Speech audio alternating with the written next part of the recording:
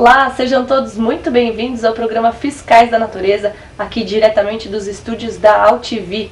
Meu entrevistado de hoje é o Ricardo Cardim, ele é ambientalista e a gente vai bater aqui um papo sobre árvores. Ricardo, seja muito bem-vindo. Obrigado, Priscila, é um prazer estar aqui hoje. Prazer é nosso. Qual a importância das árvores para a cidade de São Paulo? Bem, hoje a árvore na cidade ela é muito mais do que um enfeite, ela é uma prestadora de serviços ambientais urbanos. Então ela promove uma série de benefícios para toda a população. Por exemplo, ela filtra o ar, ela segura a fuligem, ela retém os barulhos. E uma coisa importante em São Paulo que é ela funciona como uma esponja quando cai aquelas tempestades fortíssimas. Então ela retém a água até 70% e evita que essa água corra para os lugares mais baixos, onde vai inundar, como por exemplo as marginais, avenidas como Aricanduva, tudo. Então a árvore ela traz uma qualidade de vida que é importantíssima para a manutenção da cidade. Por exemplo, se você tem uma rua bem arborizada, uma calçada verde, isso é um convite para as pessoas deixarem o carro em casa e fazerem pequenos trechos a pé. E assim elas passam a exercer cidadania, porque você começa a olhar as pessoas, a conviver, a cumprimentá-las, você torna a cidade mais humana. Falta árvore em São Paulo? Falta muita árvore. Isso aí, São Paulo ficou muito tempo querendo só crescer, só virar selva de pedra. E o verde foi sendo deixado de lado. Então hoje a gente precisa plantar muita árvore na cidade para a gente ter uma cidade minimamente equilibrada. Não basta plantar jardim, canteiros centrais, tem que ser árvore. Quanto maior a árvore, maiores os serviços ambientais que ela presta. Então hoje eu acho que em São Paulo qualquer lugar tem que receber uma árvore para poder melhorar a qualidade de vida. Eu vi em muitas entrevistas que eu assisti suas no YouTube, em vários lugares, que você diz que tem muitas árvores estrangeiras na cidade de São Paulo. Qual o problema disso? Bem, então hoje São Paulo, no quesito árvore, no quesito vegetação, sofre uma invasão estrangeira mesmo. Eu calculo que cerca de 80% das árvores da cidade são de origem estrangeira, ou seja, não estavam aqui antes de São Paulo virar cidade. E isso é uma coisa muito complicada, porque a gente vive num país de maior biodiversidade do planeta, a gente recebeu essa dádiva, mas não soubemos valorizar. Então a gente destruiu todas aquelas milhares de formas de vida, tanto animais quanto vegetais, cobrimos de concreto, asfalto, e para absurdo ainda colocamos plantas que nada tinham a ver com essa biodiversidade. Então a gente causou um verdadeiro extermínio da vida nativa que existia na cidade. E São Paulo hoje é uma cidade totalmente artificial, também na sua vegetação, porque a vegetação não tem nada a ver com aquilo que existia aqui originalmente. Em porcentagem, você sabe falar mais ou menos quanto que é estrangeira e quanto que... Eu sei, é 80% da vegetação. A cada 10 árvores, 8 são estrangeiras, não estavam aqui antes. Isso também vale para aquelas plantinhas menores de jardim, de paisagismo. Quase tudo que você vê em supermercado, em garden shopping, é de origem estrangeira da Ásia, Europa, ou mesmo de outros estados do país. Alguma possibilidade de animais terem entrado em extinção por conta de árvores estrangeiras? É uma ótima pergunta. O que acontece? Você tinha aqui os bichinhos, os animais que viviam aqui, quando tudo aqui era natureza, eles interagiam, evoluíram junto com a vegetação ao longo de milhões, milhares de anos. E, de repente, chegou nós, homens, destruímos tudo isso, muitos animais ficaram sem alimento, sem lugar para morar, sem habitat. E isso causou uma extinção em massa dos animais que eram paulistanos. Só sobreviveu quem era muito guerreiro mesmo e conseguiu se adaptar às plantas que os estrangeiros trouxeram de longe. A tendência é ter cada vez mais construção e menos parque, menos lugares verdes. Como você luta tanto por isso, pelas árvores na cidade de São Paulo? Como você enxerga isso no futuro? Então, a gente sofreu um processo super agressivo de urbanização nos últimos 60 anos. São Paulo cresceu muito rápido e não poupou quase nenhuma área verde. Hoje sobraram pequenos fragmentos de áreas verdes livres em São Paulo. O problema é que a gente continua construindo sem parar. O interesse privado sempre prevalece sobre o direito coletivo. Então, dane-se que a comunidade não quer aquele prédio. O prédio vai ser construído porque é interesse do construtor. E isso está levando ao desaparecimento dos últimos fragmentos, últimas vegetações nativas que a gente tem dentro da cidade, que são verdadeiros museus vivos. São importantíssimas para como manancial, por exemplo, para fornecer sementes, para produzir árvores nativas a plantar na cidade. Quando a gente perder tudo isso, não vai ter mais volta. Então espaço para as pessoas morarem existe, mas como tem muita oferta de prédios novos, acabam indo para lá. E aí o que acontece é que fica muitos lugares vazios. Exatamente. São Paulo é uma cidade, eu penso assim, meio vesga, porque a gente tem bairros despovoados como o Centro, Brás, aquela região toda ali que ficou decadente, e bairros crescendo a toda velocidade em locais ainda preservados, como por exemplo a região do Panambi, no Morumbi. Se a gente tivesse uma visão um pouquinho mais certa, a gente trataria de arrumar aqueles bairros que já são urbanizados, já tem metrô, já tem toda a infraestrutura necessária, traríamos novos lançamentos para lá e pouparíamos a vegetação que sobreviveu ainda no Morumbi, mas que, infelizmente, o interesse da especulação imobiliária não é esse, né?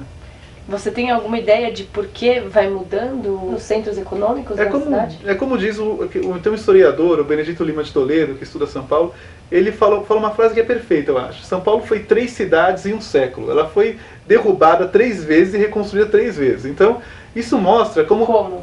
Como assim? São Paulo, por exemplo, há 200 anos atrás, era uma vilazinha com algumas dezenas de ruas em cima de uma colina. Depois de, vamos supor, daqui a 100 anos atrás, ela já tinha crescido muito com a imigração, com o dinheiro do café, a industrialização, a ferrovia, já tinha inchado absurdamente. E 50 anos atrás já era uma mancha enorme. E a cidade continua nesse galope. Então ela vai crescendo, crescendo, crescendo, expandindo, e onde eram áreas antigas, é como se fosse descartável, é uma cidade descartável. Aquilo se perde, aquilo não tem mais valor, não tem mais interesse para o mercado imobiliário. Então a gente vai criando uma cidade que vai devorando todo o verde à sua volta. E quem paga o pato somos nós, a população, com a perda da qualidade de vida. O que a gente perde na qualidade de vida sem as árvores? Bem, vou te dar só uma noção. Então, para a pessoa que mora lá no Jardim Europa, vamos supor, ela vai morar na Rua Suécia. Ela tem às vezes 12 graus, ela mora num lugar 12 graus mais frio do que quem mora, por exemplo, na região do Paris. Isso é um estudo da Unesp, não sou nem eu que estou falando. Que é uma região mais pobre. É uma região pobre e sem árvores. Então, a Jardim Europa, que é uma região extremamente arborizada, como deveria ser a cidade, ela fica 12 graus mais fria do que a região do Paris, que é uma região industrial, uma região que nunca teve cuidado com a arborização. É um ar-condicionado. É um ar-condicionado, umidificação do ar. Agora está no verão, o nosso problema é chuva, né? Então a gente fica o tempo inteiro falando de enchente e tal, que também a árvore é uma solução. Mas chega no inverno, a gente fala, nossa, o ar está muito seco, morreu gente por causa de ar seco, está pegando fogo em tudo. A árvore ela funciona como um umidificador de ar natural, ela está sempre liberando a umidade que vem do solo para a atmosfera. E esse movimento contínuo torna o ar respirável para a gente. O ar de São Paulo seria que nem um deserto, como chegou a ser, inclusive no ano passado. Porque, justamente pela questão da falta de árvores. Se a gente tivesse uma cidade bem arborizada, bem verde, o ar seria muito mais agradável, a gente teria muito mais saúde na população, teria menos problemas respiratórios. Ricardo, existe alguma política pública de incentivo a plantios como a sua iniciativa? Bem, então, hoje, graças a Deus, essa última gestão começou a se preocupar em plantar árvores nativas, mas ainda falta muito para a gente chegar num estado de arte do que realmente São Paulo precisaria. A gente precisaria estar primeiro recuperando essas espécies nativas dentro das cidades, exemplares com a genética paulistana, reproduzindo essas plantas e aí trazendo elas de volta para a cidade com a maior biodiversidade possível, formando corredores verdes. A gente tem que realmente, eu acho que a arborização não pode ser encarada pelo poder público, pela legislação, como um enfeite, no sentido que chega para a pessoa, você quer que posso plantar uma árvore na sua porta? Não, não quero, faz sujeira, desculpa, então tchau. Não, tem que chegar, olha, vai ser plantada essa árvore, é o interesse da coletividade, não o seu. É tão importante quanto passar um cano de gás aí na sua frente, um cano de água, interessa a todos. Então essa árvore tem que ser plantada, vai ser plantada, e ela também é responsabilidade sua. Eu acho que tem que ter uma visão um pouco mais forte, entender que a árvore é tão importante quanto a rede de luz, de água, de gás da cidade. Somente quando tiver esse pensamento, a cidade realmente vai ser arborizada, vai ter aquilo que a gente precisa, uma árvore a cada 10 metros na calçada. Hoje é tudo muito esparso, tudo muito heterogêneo e não traz o benefício que a cidade precisa. Além dessas podas que acontecem muito, existem muitas árvores doentes. Por que essas árvores estão doentes?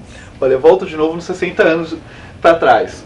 É porque a gente ficou muito tempo preocupado em crescer a cidade e muito pouco interessado em cuidar das árvores. Então São Paulo foi muito arborizado até os anos 30, 40 do século passado, e aí a população realmente perdeu o interesse em ter uma cidade verde. O importante é que a gente fosse grande, com muitos arranha-céus, carros, avenidas, viadutos. E isso acabou colocando ela em segundo, terceiro, quinto plano. Ou seja, eu percebi, estudando, que em 1950, 60, você só via falando sobre árvore no relatório da prefeitura quando ela era cortada. Então tinha lá podas, tantas mil, cortes, tantas mil. Não tinha nada de plantio de árvore, nada de gestão de áreas verdes. Era só... O que hoje em dia, graças a Deus, já tem. Já está melhorando, graças a Deus. Melhorando. A gente melhorando. não pode agradecer também, mas assim está melhorando. Não, mas está melhorando, a gente está sendo novos tempos. Então só cortava e podava a árvore durante 50 anos em São Paulo. E isso, o que aconteceu? Deixou as árvores que ainda estão vivas hoje, as árvores adultas, todas com muitos prejuízos acumulados ao longo do tempo. Então, podas mal feitas, cortes de raízes, cimentação até o tronco, desequilíbrio da planta. Então as árvores hoje acumulam muita história ruim sobre elas. E por isso que elas acabam caindo nessa época de chuva, de que elas não resistem aos ventos, às chuvas, e acabam cedendo, culpa desses maus tratos acumulados ao longo de décadas, tanto pela população quanto pelo poder público. O que é uma poda mal feita? Poda mal feita é aquela poda que atende ao interesse que seja humano e não da árvore. Já começa aí. Então, geralmente é aquela poda que a pessoa pega galhos grandes, ou seja, um galho grande que eu falo é um galho maior do que isso, um galho que você não consegue cortar com serrotinho ou com uma tesoura de poda. Galho maior do que isso, ele já tem grande chance de, quando você cortar, a árvore não conseguir cicatrizar aquilo. Aqui é a nossa pele. Se a gente faz um corte muito grande, a gente vai ter que precisar no hospital, dar ponto, tudo, porque aquilo lá não vai fechar sozinho, vai infeccionar antes. É a mesma história com a árvore. Então você cortou, vamos supor, você cortou um dedo. Aquilo vai virar um lugar ótimo para chegar parasitas, colonizadores, tudo, e pode até te matar depois. Mesma coisa a árvore. Faz um corte grande, ela não fechou, vai entrar cupim, vai entrar fungo, e aí o feitiço vai virar contra o feiticeiro. Especialmente as companhias elétricas que fazem muito isso.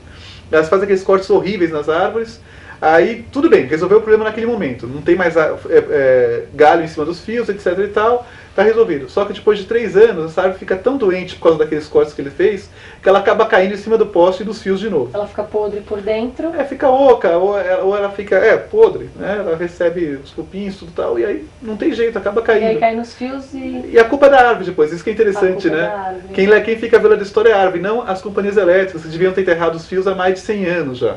Para a população saber e poder, de repente a Eletropaulo, que vai lá cortar por causa dos fios, que tem sempre essa manutenção, né? Qual outro tipo de poda errada? Bem, assim, tem outras podas também que eles fazem muito, que é desviar a árvore do poste. Então tem lá o poste passando a fiação, logicamente que o privilégio, o melhor lugar da calçada é sempre da fiação. A árvore tem que se virar lá, né? E aí o cara vai lá... E ela se vira. Ela se vira. Não é? Natureza é fogo, ela se vira, mesmo assim ela se vira. Mas só que às vezes ela paga um preço muito alto. Então, por exemplo, vai lá, o cara poda a árvore, fica inclinada para a rua. Porque ele poda só de um lado. Só de um lado. Vamos supor, o poste está do lado direito, ele poda aqui. Pá, tirou outra metade da árvore, deixou a árvore aqui. Para onde está o peso? Para cá. Se ela tiver qualquer probleminha de vento, ou de chuva muito forte, ou uma pequena doença, ela vai cair para que lado? Para cá. É inevitável. Você quebrou todo aquele formato que a natureza deu de equilíbrio. Você tirou o equilíbrio da planta que nem a gente. Se tirar metade da gente vai cair para o lado que tirou. É a mesma coisa. É muito simples, não precisa ser especialista para entender isso. Mas é que o argumento dessas companhias elétricas sempre foi que custa muito caro enterrar fio. O que não é verdade. Você acha que em um século, que é o tempo que a gente tem de eletrificação na cidade, você acha que em um século não teria tido tempo e nem investimento suficiente para enterrar os fios? Pelo tanto que a gente paga de imposto, eu acho que Com certeza sim. A questão é que não é a prioridade é o lucro. E aquelas pessoas que querem agradar exageradamente e plantam em volta da árvore muitas florzinhas, muitas coisinhas. Na verdade, é errado também? Não, na verdade isso não faz mal. Se a gente entrar isso basta um exemplo simples. Se a gente entrar numa floresta, já vê que existem muitas plantas convivendo uma do lado da outra. E isso não necessariamente leva a problemas para as plantas. Elas conseguem conviver harmonicamente. Lógico, uma competição tudo tal, mas não chega a prejudicar nessa situação de calçada. Se é tão importante ter árvore, como que a gente vai plantar uma árvore sendo que a raiz ela cresce e destrói calçadas e até ruas? Então, isso aí é uma coisa que, na verdade, virou até uma lenda também, né? Então, existe essa coisa, vai plantar a árvore e ela vai quebrar a calçada. Sim, tem um problema muito sério que é a escolha de espécies.